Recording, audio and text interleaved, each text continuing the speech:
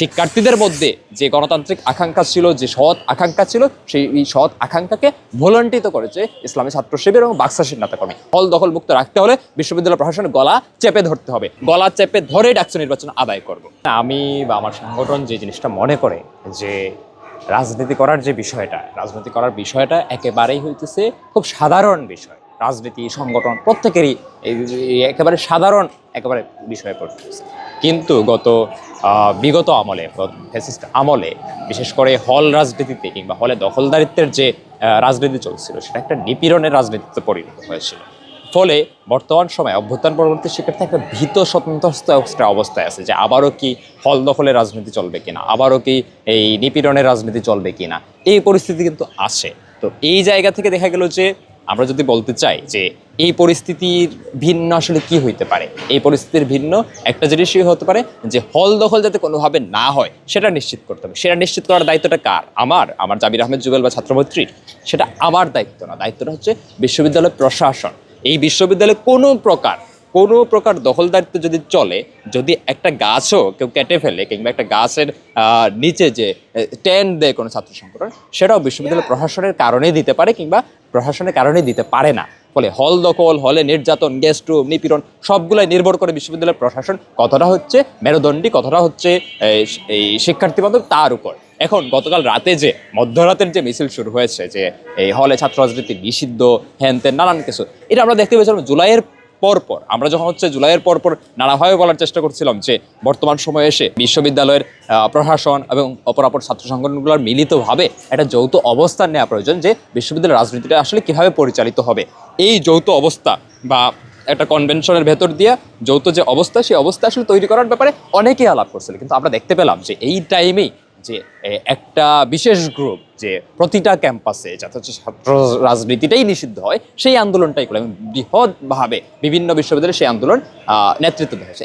পরবর্তীতে দেখতে পেলাম যেই শিক্ষার্থীরা, যেই ছাত্ররা এই ক্যাম্পাসে ছাত্র রাজনীতি থাকবে না এই ধরনের আন্দোলনের নেতৃত্ব দিল, তারাই পরবর্তীতে এক একটা ছাত্র সংগঠনের নেতা হিসেবে আত্মপ্রকাশ করে। ফলে সাধারণ শিক্ষার্থীরা যে একেবারে সৎ আকাঙ্ক্ষার জায়গা থেকে এই আন্দোলনগুলোতে যুক্ত হয়েছিল, তারা প্রতারিত হয়েছিল। মোনালিসা হেভি ফ্লো 15 পিস প্যাকেটের সাথে 8 পিসের একটি প্যাকেট একদম ফ্রি।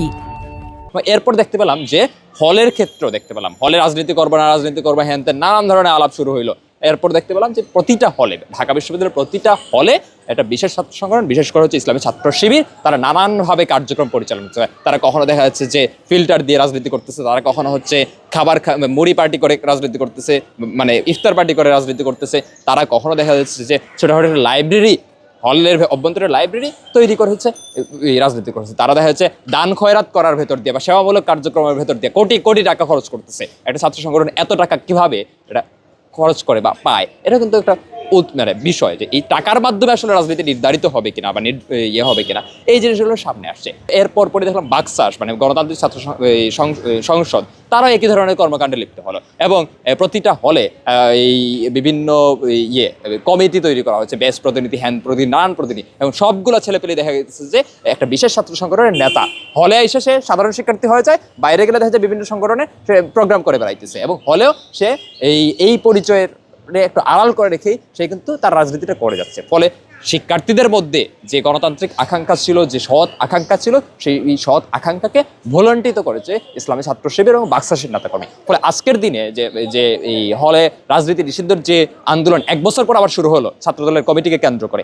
এইটার আসলে প্রথমত আইনি কোনো ভিত্তি নাই, কিন্তু এর নৈতিক ভিত্তি ছিল। কিন্তু নৈতিক ভিত্তিটা এই ইসলামী ছাত্র শিবির এবং বাকশাসীরা নষ্ট করে ফেলছে। ফলে এখন আমাদের আলোচনার বিষয় হতে পারে যে হল দখল মুক্ত কীভাবে রাখা যায়। হল দখল মুক্ত রাখতে হলে বিশ্ববিদ্যালয় প্রশাসনের গলা চেপে ধরতে হবে। এই গলা চেপে ধরার রাজনীতি কেউ করতে পারবে কিনা, আজকে বিভিন্ন নেত্রী, বিভিন্ন ব্যক্তিরা আমরা দেখলাম যে এই নতুন করে হচ্ছে এই আন্দোলনে নেতৃত্ব দেওয়ার চেষ্টা করছে। আমরা এর আগেও দেখছি যে এই ধরনের আন্দোলন হচ্ছে, করছে, কিন্তু এই ধরনের ব্যক্তি বা এই আন্দোলনকারীরা বিশ্ববিদ্যালয় প্রশাসনকে কতটা চেপে ধরতে পারে সেটা আমাদের দেখার বিষয়। আমরা এখন আশঙ্কা করতেছি যে বিশ্ববিদ্যালয় প্রশাসনের ইন্ধনে এই ধরনের ঘটনা ঘটতেছে কি না।